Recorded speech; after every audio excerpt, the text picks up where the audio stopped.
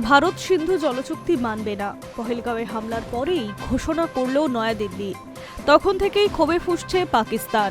এই পর্যন্ত বর্ষণ করতে না পারলেও গর্জন চলছে নিয়মিত। এর মধ্যেই আবার চন্দ্রভাগা নদীর উপরে দুলহস্তি স্টেজ 2 জলবিদ্যুৎ প্রকল্পের অনুমোদন দিয়েছে মোদী সরকার। জানিয়ে ফের সেই একই কাঁদুনি গাইল পাকিস্তান। পাক বিদেশ মন্ত্রক বলছে, সিন্ধু চুক্তি ভঙ্গ করে এভাবে একক দখলদারি মানব না। পরিবেশ মন্ত্রকের অধীনে বিশেষজ্ঞ মূল্যায়নের কমিটি চলতি মাসের শুরুতে চন্দ্রভাগার উপর দুলহস্তি স্টেজ 2 জলবিদ্যুৎ প্রকল্পের অনুমোদন দিয়েছে।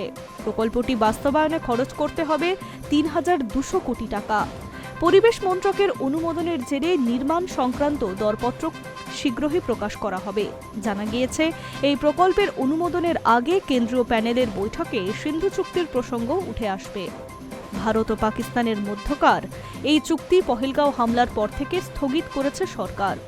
যদিও প্যানেলের দাবি, অতীতে চুক্তি অনুযায়ী এই নয়া জলবিদ্যুৎ প্রকল্পের পরিকল্পনা হয়েছে। কিন্তু পাক সরকার ভারতের এই পদক্ষেপে উদ্বিগ্ন। সেই দেশের বিদেশ মন্ত্রকের মুখপাত্র তাহির হোসেন আন্দ্রাবি বলেন, আমরা দুলহস্তি স্টেজ 2 জলবিদ্যুৎ প্রকল্প নির্মাণে ভারতীয় প্রকল্পের সম্পর্কে বিভিন্ন প্রতিবেদন জেনেছি। প্রতিবেদনগুলি গুরুতর উদ্বেগের, কারণ এই প্রকল্প সম্পর্কে পাকিস্তানকে অবহিত করা হয়নি, কোনো তথ্যও দেওয়া হয়নি। তার দাবি, সিন্ধু চুক্তি অনুযায়ী ভারত পশ্চিমমুখী কোনো নদীতে একতরফাভাবে কোনো জলবিদ্যুৎ প্রকল্প নির্মাণের অনুমতি পায় না। তাদের যে সীমাবদ্ধতা অনুমতি রয়েছে সেটার অপব্যবহার করতে পারে না ভারত। এরপরই পাক বিদেশ মন্ত্রকের মুখপাত্রের হুঁশিয়ারি, পশ্চিমমুখী নদীগুলোর জলের ওপর ভারতের দখলদারি কায়েম করতে চাইলে কোনো অবস্থাতেই তা বরদাস্ত করা হবে না। উল্লেখ্য, ১৯৬০ সালে নেহরুর আমলে পাকিস্তানের সঙ্গে সিন্ধু জলচুক্তি করেছিল ভারত। এই চুক্তি অনুযায়ী সিন্ধু ও তার উপনদীগুলির জল ভারতের প্রাপ্য। এগুলি হল শতদ্রু, বিপাশা ও ইরাবতী। অন্যদিকে পশ্চিমমুখী সিন্ধু, চন্দ্রভাগা এবং বিতস্তার জলে অধিকার থাকবে পাকিস্তানের।